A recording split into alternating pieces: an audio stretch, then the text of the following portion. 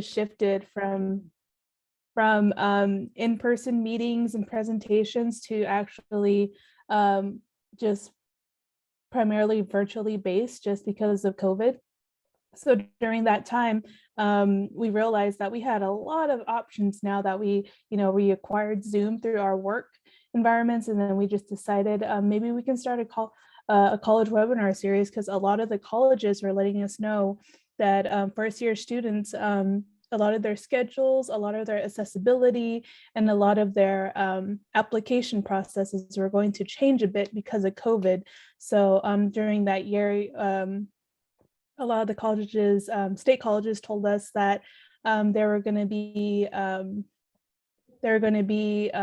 changing dates, and I guess the first week they were going to do changes to students actually coming in and off campus, and those being more virtually based as opposed to having in-person classes. So during that time, we just decided, let's start a college webinar series where we can actually have up-to-date information by the colleges and universities, public, tribal, private universities that service our Native American students, middle school, high school, parents, and educators that would just appreciate the resources in regards to college planning. That's what this audience is based upon. So we just want to make sure that we have the most accurate information by these institutions, so that our Native students will be better prepared when they decide, what college they want to apply to, how that process is going to go, and sort of, is there any other information that they need to do in regards to any COVID precautions. So thank you, Shauna, for being here. We're excited to have you on with us. Thank you for the introduction, and I'm happy to learn about AIEA. I did work for Institute of American Indian, I work for them too, but I worked for the Intertribal Council of Arizona probably about 20 years ago. They used to have a tobacco cessation program there, and I worked with that. So definitely missed that place. Worked there for 2 years. So is it okay if I get started now? Yeah, okay. So just to let you know a little bit about my own personal background, Shauna Bigay, Bilagana Nishlin, Kitlachini Bashichin, Tlashche Dashache, Kiani Dashinale. I'm originally from Window Rock, Arizona, and just a course of my education, I did go to Arizona State University for my bachelor's degree, and I got a Bachelor of Science in Psychology. Thought I wanted to be a psychologist, but when I worked in the behavioral health field, I worked specifically with people who were addicted to opiates. So I worked in a methadone clinic, and I just thought, this isn't for me. I don't think I want to dedicate my life to this, even though it was very good work. You have to have a certain type of drive for that type of I guess working with people, and everybody has a different drive. And so my passion was more into film production. So I kind of switched gears after I was a counselor for a while, and I got into filmmaking, and I wanted to get a degree in filmmaking because one of the reasons why at the time, this was about, again, 20 years ago, I saw how Native Americans were treated in media and how we're underrepresented, misrepresented, stereotyped. And being Navajo, if you are Navajo, whenever you see Native on television, it's usually with a headdress and a teepee and those types of things. And so I thought, that's Native, it's cool, but that's not us, that's not Navajo. And so I decided to get a film degree. So I went and got a Master of Fine Arts in Film Production. And I did teach film to Native students at the Institute of American Indian Arts for about 4 years after I graduated with my master's degree. And then things shift in your life, and you're like, okay, let's see what's next. And I ended up getting a degree, my doctorate degree in education. So focused on that, but I kind of brought all of my education together, and I ended up getting a doctorate in curriculum and instruction, educational technology. And I kind of brought my film production and developing a curriculum for Native Americans, who specifically Navajos, and teaching the language using media. So that's what I did my doctorate in. So my course of my education took a while. It took, my doctorate was 6 years, my Master of Fine Arts was 3 years, my bachelor's was 5 years. So not all together though, I didn't do it consecutively. I took years breaks in between. So just like you guys who are seeking education, it doesn't have to be, right out of high school, you go straight into college. Sometimes you need some time to figure it out. And that's what I do now in my role with Grand Canyon University. I talk to students, specifically Native students. I also work with students who have degrees outside the United States or credits outside the United States, so we can do evaluations for them. But my passion is working with Native students. I'm a big advocate for Indigenous education, whether you decide to go to a trade school, whether you decide to go to Grand Canyon University, whether you decide to go to another institution. One of my roles is just to help you find that path. And as a person, just my personal goal is to help Natives be leaders in their own community. And that's why I like the online program so much, because you don't have to leave your community necessarily in order to get the same type of credits that you do if you go to like a traditional schooling and attend ground campus. Because as things have changed this past couple of years, as you guys know, everything kind of went online. And one great thing about Grand Canyon University is we already had the infrastructure in place for all of even our ground students to just go to school online and get the same quality education that they can get. And instead of just going straight into the program. So that's a little bit about my background and what I'm about and where I'm coming from and how I've been working with GCU for 4 years and my passion in going into this. So my PhD stuff that I've done, that kind of is stuff I do on the side, but this is my day job paying off those student loans, right? We can talk a little bit about that too. That's what I go over. So again, my name is Shauna Begay, and let's see. So about GCU, we've actually been around since 1949. So our school is relatively getting older.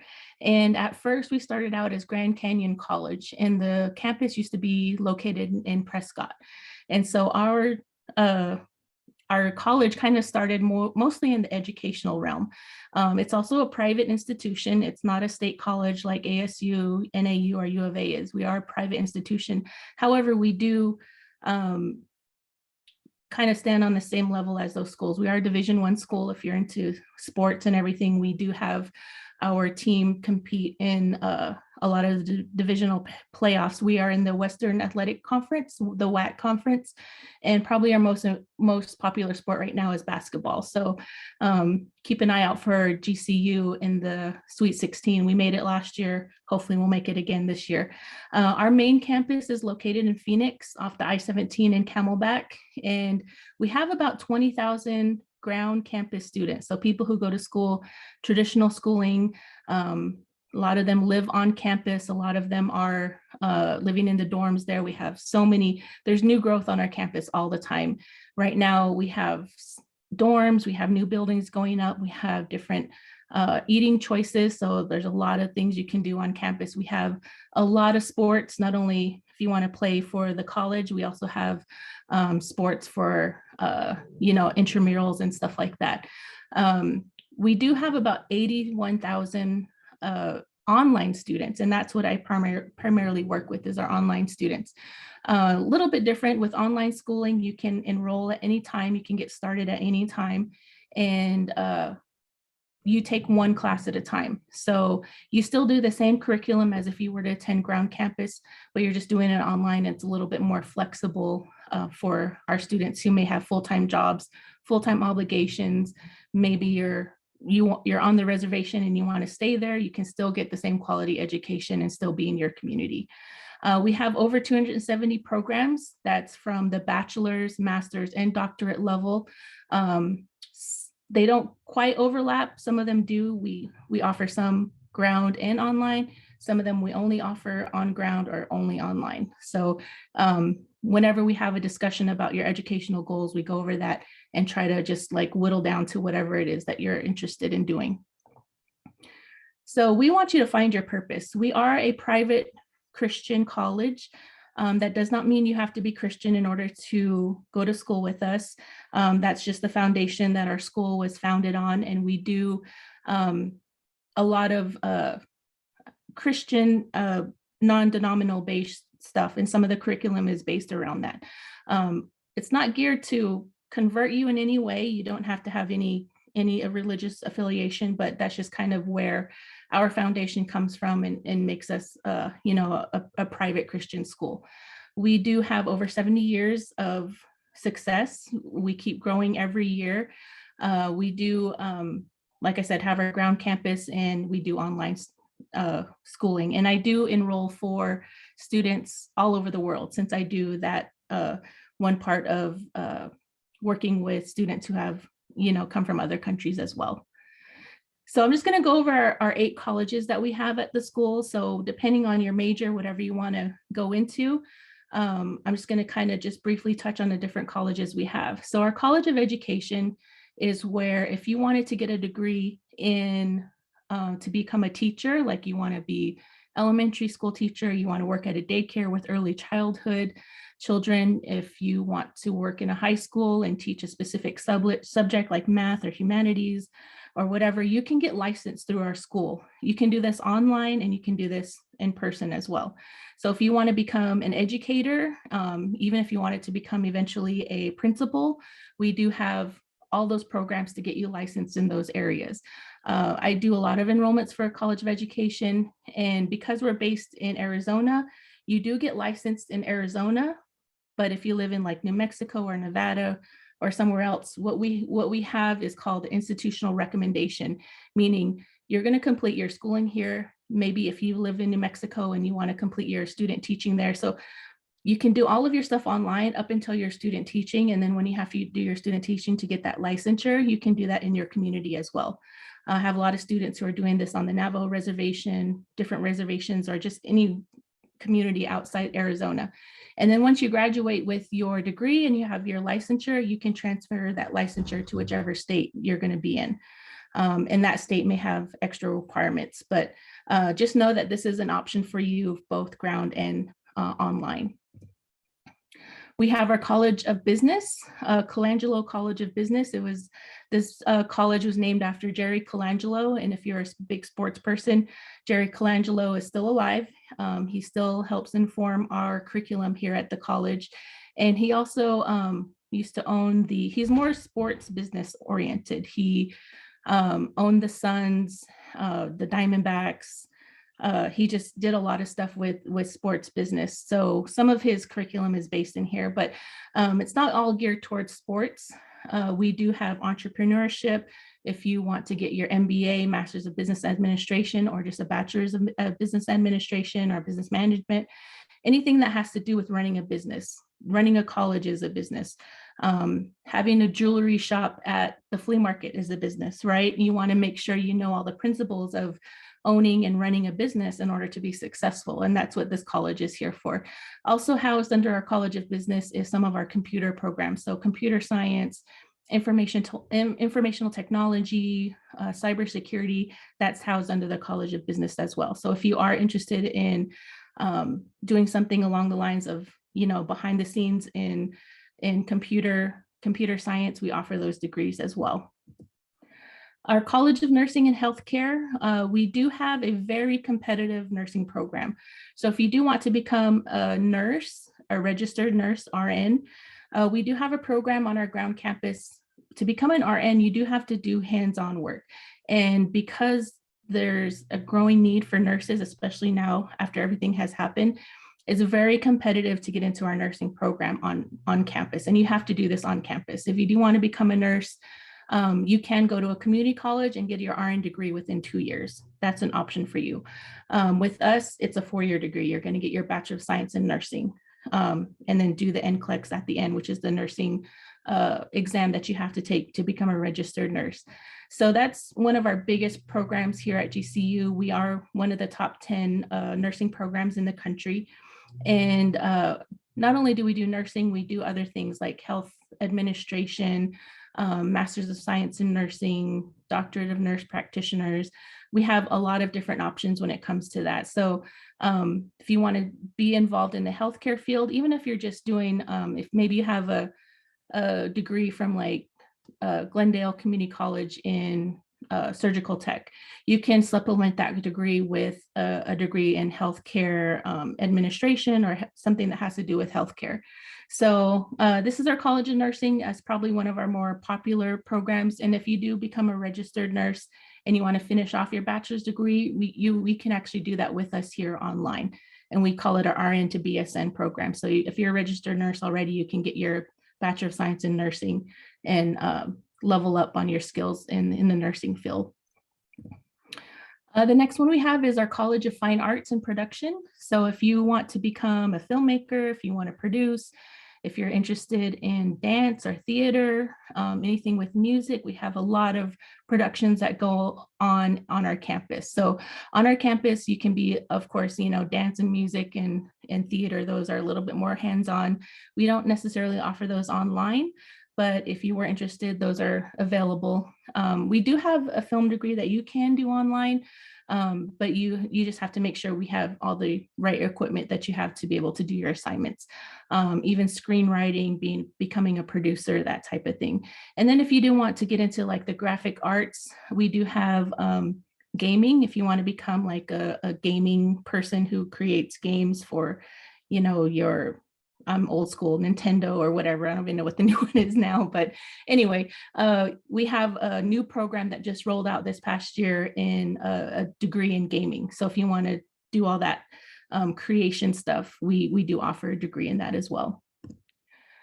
Our College of Humanities and Social Sciences, this is for people who want to become like licensed therapists, psychologists, people who are really curious about working with the mind and how the mind works and how do you help these people. We have social work if you want to work in that realm, forensic psychology if you're interested in perhaps coming a cop and then want to be forensics and do that investigative stuff. We have degrees in those areas as well. And a lot of our programs do help you lead to that licensure. So if you wanted to become like a licensed therapist, you can go through our program and it'll prepare you for that test that you take in order to become licensed.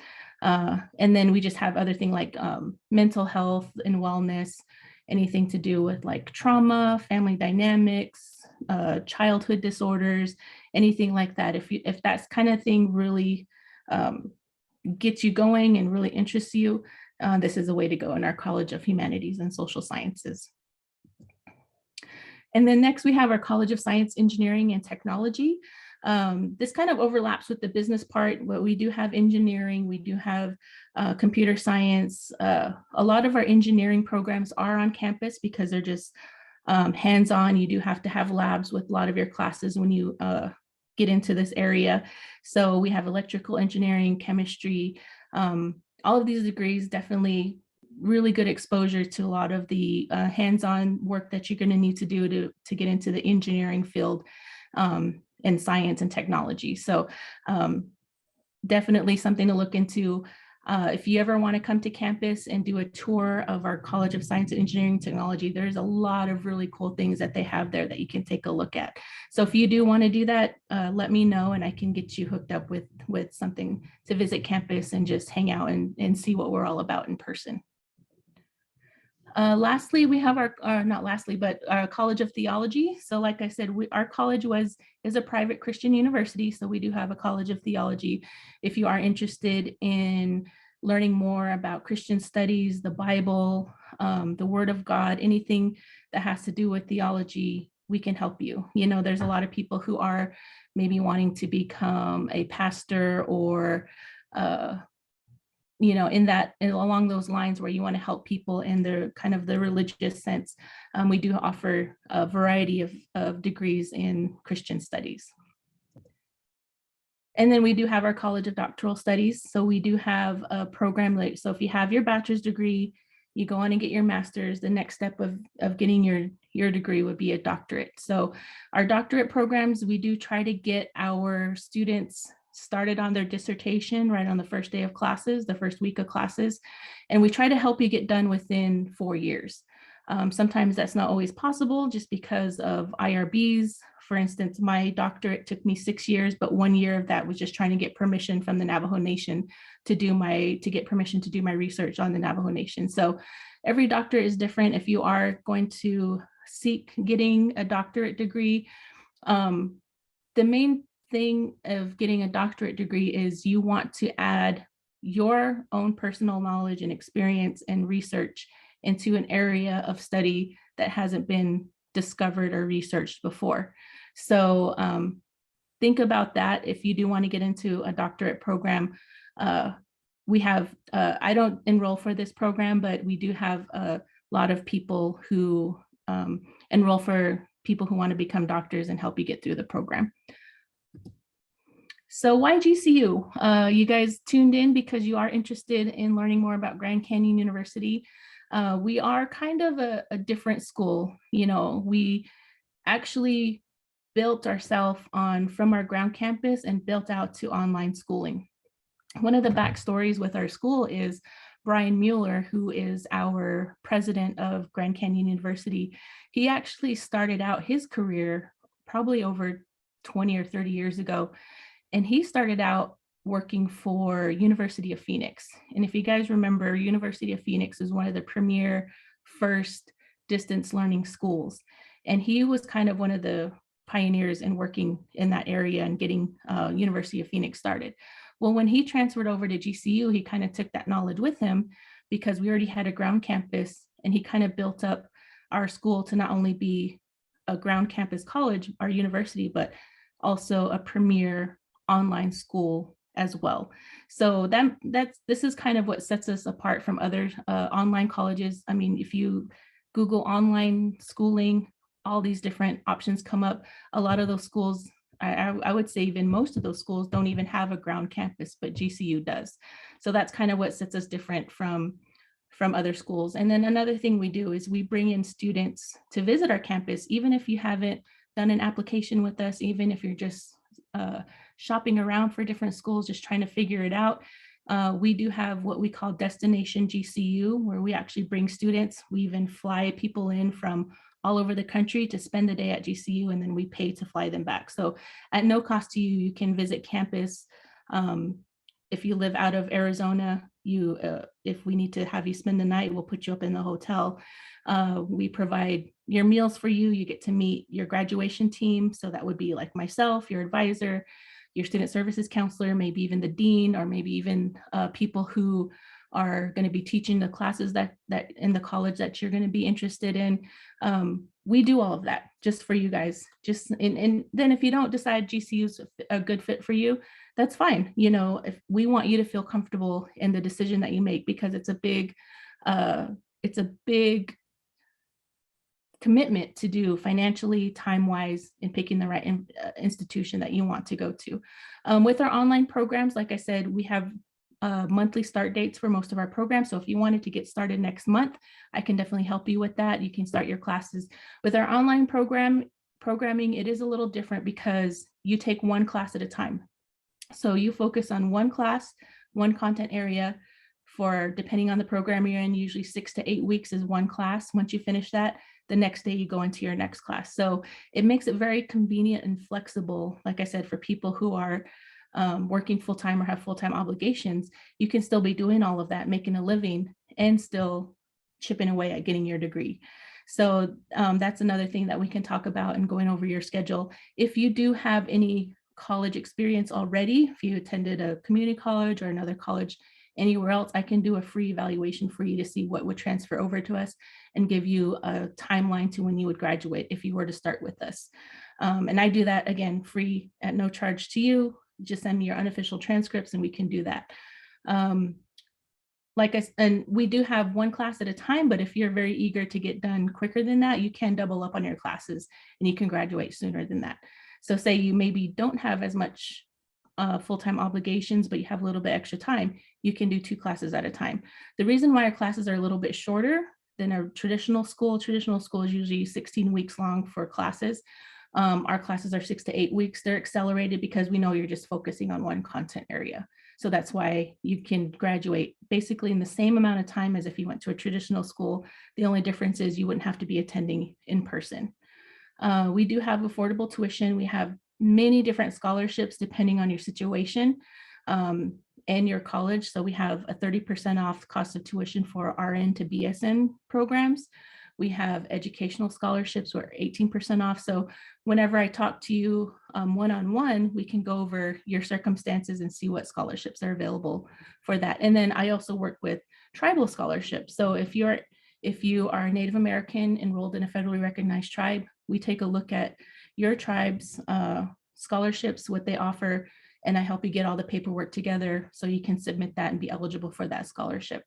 And then yeah, even though you may be going to school online, you're still part of our community. So you have access to our ground campus as well. So that's basic. One thing Kim wanted me to go over is, so part of my job is doing this, working with students, and I actually stay with you all the way till you graduate. So whenever you graduate with or whenever you're going through your degree, I actually check on you. And if you're not doing well, I can see your grades. I can't see your assignments or anything like that, but I can see your grades. And if you're my student and you're not doing well, I'm going to call you. I'm going to say, hey, if you're local, let's go get some coffee. Let's go get some tea. Let's talk about why you're not doing so well and what can we do? What can I do to help you? We do have tutoring services available. We do have many different resources that you can use for each class on how to do better. Our classes are relatively small, usually about 25 students per class, and our online teachers and teachers are dedicated to just teaching, that class. So we definitely have, we want retention, right? We want you to be successful. I don't want to get you started at GCU just because you're not sure. I want you to be sure. Let's talk about your goals. Let's talk about what you want to be when you grow up. Let's talk about what kind of salary you want to make. Let's talk about what kind of job you want to have once you're done. We go over all of that. And as your university development counselor, I'm going to help you along that route. And so I stay with you all the way till you graduate. And usually I have graduation parties for you. I've flown out to Nevada because I cover Nevada.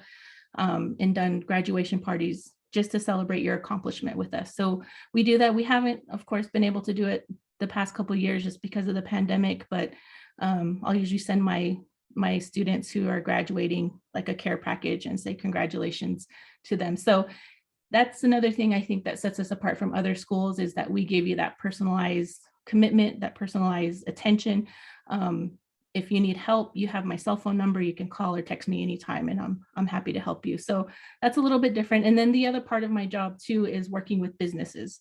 So I work with just different entities. I work with tribes. I recently just got an educational partnership with the Chemehuevi tribe. So anybody who's a part of the Chemehuevi tribe automatically gets a 10% off scholarship. So I develop those relationships with educators, businesses, hospitals, schools, and if we can do a educational partnership, we do that as well. So not only am I working with students, I'm also working with different businesses and entities along those lines.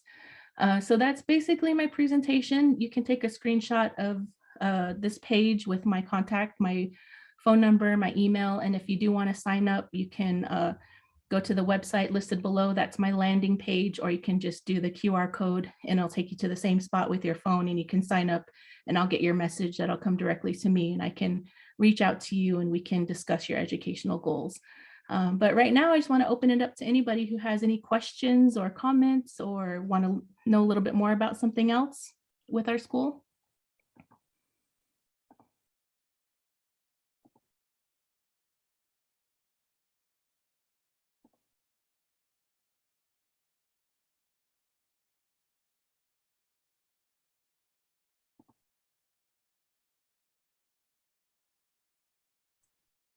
Does anybody have any questions? Lynanne, did you have anything?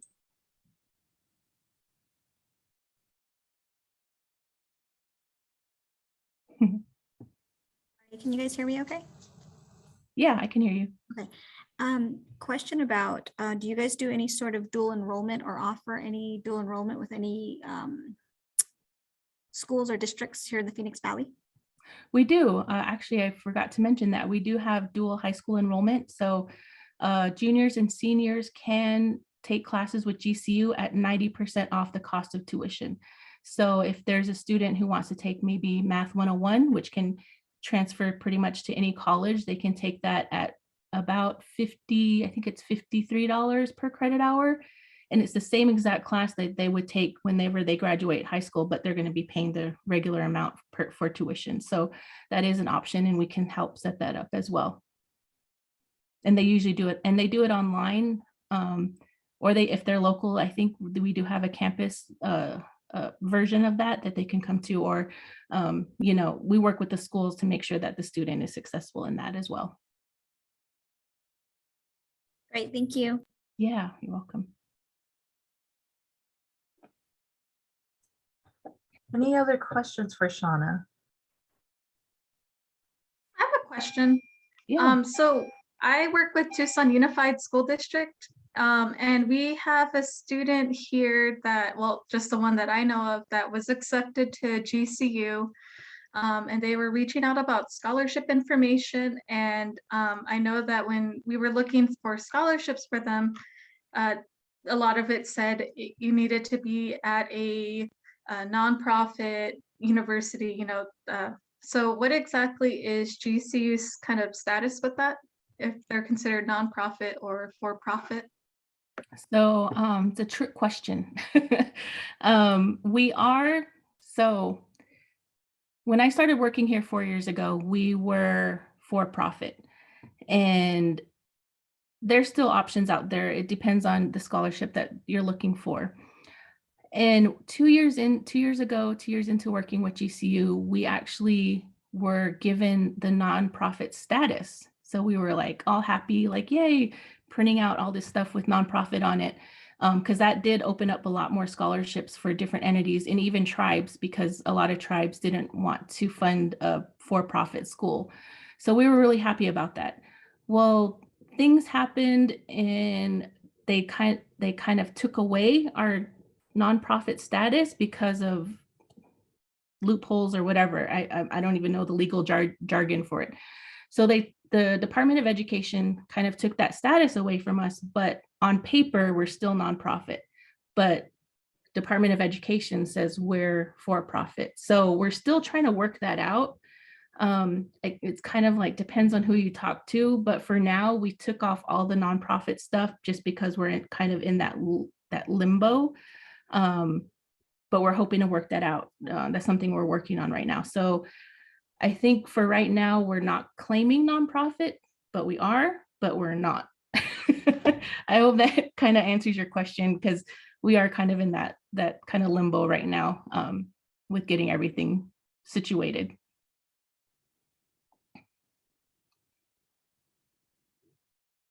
Awesome, thank you. Yeah, it was a little confusing doing my own little Google search. Right. It is. So, it's confusing for me, and I work here. But once we were nonprofit, a lot of those tribes opened up to us and allowed scholarships for those students. I think Cherokee was one of them. And even after all of that stuff back and forth happened, they still allowed their students to come here just because we had been working with them very well. And we do have like a whole tribal department. And we work specifically with Native students. We have a tribal liaison who contacts, all the higher ed programs for each tribe. We work directly with the Navajo Nation. So if you're Navajo and you apply for the scholarship there, we don't even go through you. We actually send all of your paperwork, like your FNA, your college, your degree checklist, your letter of recommendation. We just streamline it straight to them, so that we're not the third person, in the middle trying to go. So we try to streamline that, just working with different tribes and making sure our students can take out as least debt as possible.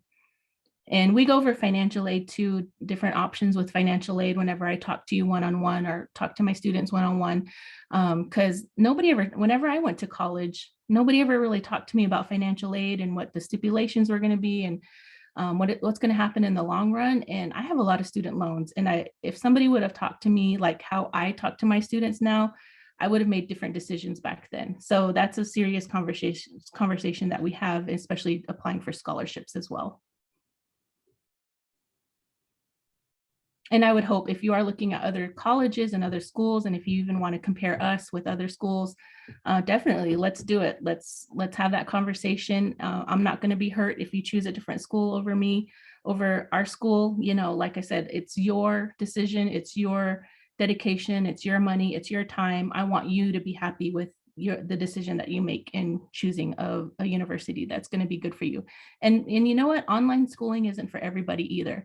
Online schooling is an option. It's flexible. Sometimes that's what people need with kids and work and everything. But, you know, it may not be for you. It may not be a good fit. You know, sometimes people need that hands-on.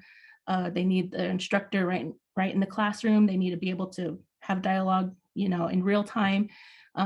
Or maybe college at all isn't even an option. Maybe a trade school is better. You know, we'll have that conversation as well. Well, do you want to be a welder? Okay, let's look at colleges in your area. Let's see what welding schools are going to be available wherever you live. So, you know, although I work for Grand Canyon University, I am not only an advocate for GCU, but I'm an advocate for education as well. So I want to help you find the best fit that you're going to be happy with.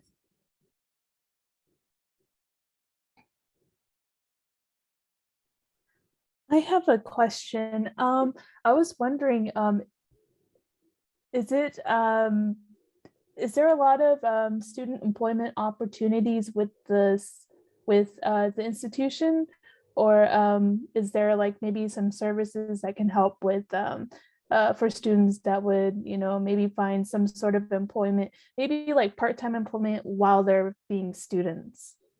Yeah, definitely. We have work study. We work with financial aid for work study.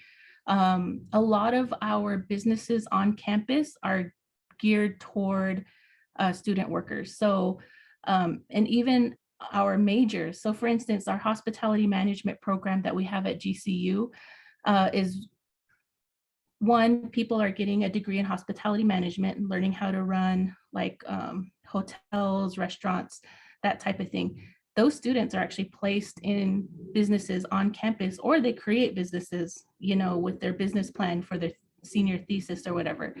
Like our GCBC, which is our brand of coffee, a student created that. And so we have a GCBC coffee distributor on campus, and that's student run. We have a hotel and restaurant on campus. It's called Canyon 49. That's run by students and the people who run the hospitality management school. So they're getting hands-on work. All of our promotional stuff like t-shirts, posters, flyers, stickers, that's all student run and created. So like our graphics design students are the ones who are participating in that, and they get paid for it.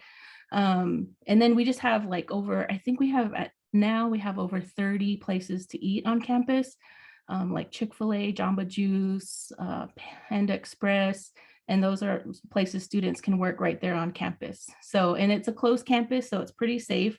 It's gated. You have to go through security to get on, so it's pretty safe in that sense. And yeah, and then we also have career boards, job boards for our students. We have resume help. So if you wanted to go to our writing center to get help with building your resume, mock interviews, we have all those resources available to our ground and online students. Great, thank you. Just to let you guys know too, I don't know if anybody's interested in healthcare.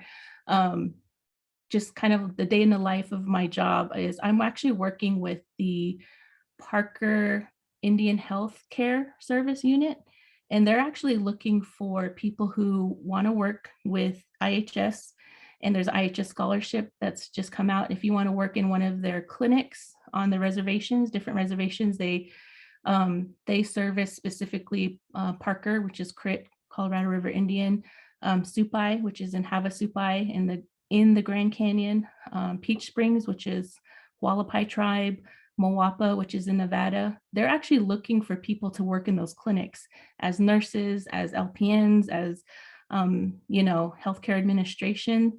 They're actively trying to find, you know, students who want to be in those Native communities and working with Native communities in the healthcare sense. So that's something I'm working on now, and we're trying to help, you know, guide students in that direction, whether you go to school with us or maybe community college. They're actively seeking people to work with Indian Health Services, and there's a great scholarship There's great benefits. There's loan forgiveness if you do work with IHS. So there's just different opportunities. And that's, again, another one of the conversations we have whenever we talk about what's out there and what's long-term too. Whenever you graduate, what's going to be available to you, and how are we going to get your student loans paid off if you've accrued, student loans after that time.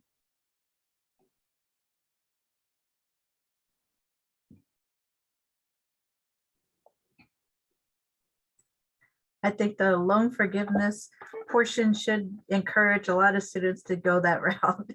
I'm kind of in the same boat that you are, Shauna, with the student loans that I had to get. And I really didn't have that guidance when I was in high school. And when I got into college, I'm a first generation college student. And so my parents didn't know a whole lot about it, didn't understand that process. And, I wish we had more people out there like you who in the schools that could help guide our Native American students in that direction and to provide a pathway of how they can get higher education. And so, that's where I'm at too with my own educational journey of the student loan built up. So any job or public service, now they have the student loan forgiveness programs, even for the teachers, they provide that for teachers as well. Yeah. And so, I was just amazed that your personal information you shared earlier of all the different fields that you dabbled in, and eventually, where you ended up with, because it's really nice to see as a role model that an Indigenous person, there's no one set pathway that you have to take. Once you start in college and you start on set, I've known students who have gone into their entire up to senior year and decided to change their major of what path they wanted to take. So it was nice that you shared that out of your own educational path and your journey that you had to encourage other students that, there are many opportunities out there. There are options that you can choose and select in what career you want to go in. And so I thought that was really nice. So thank you for sharing that out. I do have a question relating to financial aid for, I guess, in a broad sense for any college, if you're aware of it. But would the students be better for those who are adults now, over 18 and over? Would it be better for them financially if they went independent on their own, or to go with parents still having them as dependents, as far as Pell Grant or any other scholarship opportunities that they may encounter? So students are considered dependents up until the age of 23. So it will, if you do your FAFSA, your free application for federal student aid, it will ask you for your parent information up to that point. You can, in some instances, declare like that. I think the only loophole to get out of that is if you're married or have a child, then you're not considered a dependent automatically. But if you're in that sense, sometimes if you don't want to use your parents' income, sometimes that can make you not eligible for the Pell Grant. So it's all income driven, what you earned in a certain year, and it's not like last year. So right now we're in the 21-22 school year, and we ask for your 2019 tax information. So it's kind of offset to that. So maybe you're not making much money now, but you did back then, you may not be eligible for the Pell Grant. So it's kind of shady like that, but that's not me. That's the federal government. That's not my rules. I wish I could change it. So it just depends on your income base. And then also with tribes, depending on your tribe, sometimes it's a requirement for you to do the FAFSA application because they want to help you with school, but they also want to make sure if you're eligible for the Pell Grant, they want you to use that free money. So if you guys don't know what Pell Grant is only for bachelor's level degree, and it's money up to the most you can get is $6,400 per school year. And it's money you do not have to pay back as long as you do well in your classes, you don't flunk out or withdraw. That's money that doesn't have to be paid back. But if you get an F or you withdraw from the class, that money that you used to pay for that class does turn into a loan. So that's another thing nobody talked to me about. And I'm like, okay, I withdrew with my statistics class because it was too hard. And then what do I have to do? I have to pay that money back, right?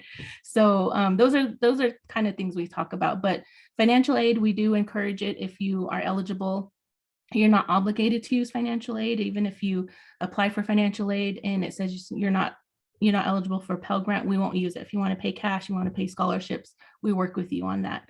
I encourage students not to take financial aid if you don't have to. And then there's another thing, which is a stipend, right? So if you apply for financial aid, and I tell this to my students as well, when you apply for financial aid, the lender is going to send GCU the check. They're going to send us the money. We're going to take out what we need for your tuition and your books and all the costs to go to school. And then you'll get a stipend check sent to you, probably about 6 to 8 weeks after you start classes. And that extra money, people get this big check in the mail and they're like, oh, wow, where did this $2,000 come from? And they'd go spend it. That's great. If you want to use it, if you need it, that's what it's for. It's for living expenses, for school, for whatever you need, if you do need it. If you don't need that money, if you are working full time and you necessarily don't need that money, you don't have to spend that money, or you don't have to cash that check, because once you cash that check, that's money you do have to pay back and it accrues interest, right? So if I have that serious conversation with my students, if you don't need that money, don't spend it, because that's just adding to your debt. But sometimes some of us need it. So it's just your own personal situation. But knowing that if you know that, then you're not just thinking, oh my gosh, I got a free check, let's go shopping, right? Yeah, it's just a case-by-case basis on financial aid and how you want to use it. And another thing that nobody ever told me is you can use financial aid and you can make payments while you're in school. That way you keep your interest load down for when you graduate. And even, maybe you don't have the $2,000 or $3,000 to start off right at the beginning, but you have money extra that you can actually pay, but you just can't pay. Like for us, you pay by class, you pay one for online. If you don't have, the necessarily amount, you can still use financial aid, and then whatever money you do have left to pay, you can actually pay your loan as you're going to school. So when you do graduate, you either have little or zero debt. And just to clarify, when you say don't take the financial aid, you're specifically talking about the loans, correct? Pell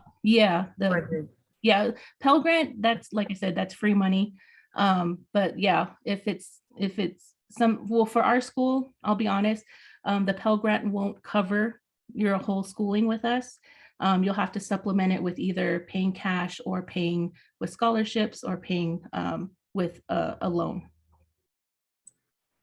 I think right now that's kind of the deal for all the schools, the majority of them. Right, unless you go to maybe a community college, that usually can cover. And I talk to my students about that too. Would it be more beneficial if you don't know what major you want to do, go to a community college and at least start working on your general education requirements, because everybody has to take those anyway. No matter what school you go to, whether it's ASU, GCU, NAU, you're going to have to take that Math 101, that English 101, your critical thinking, your liberal arts classes, electives. You have to take those no matter where you go. So if you're still not sure, you can go to community college, pay less money, probably get a little bit more attention, hands-on work, and you can knock out those general ed. And then by the time you're done with those, usually that's about 2 years, people figure it out and they're like, oh, okay, now I know what I want to major. So I'm going to transfer over to a university and actually focus on that major.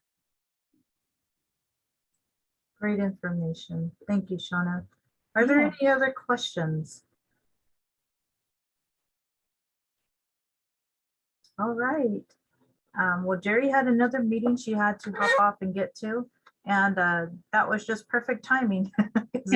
We have just a few more minutes to spare, but if there's no other questions, I just want to say thank you, Shauna, for taking the time to share out the information about Grand Canyon University.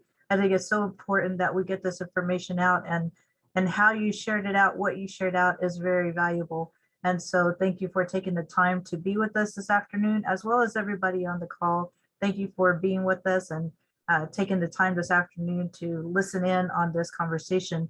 And again, if there's any questions, Shauna's available to answer any questions. We will share her contact information out as well to all those participants on this call. And I did take a screenshot of everybody who attended. And so Shauna, you know, Okay. sometime when we can, let me get a screenshot just now for those, because I think we have some that came on later.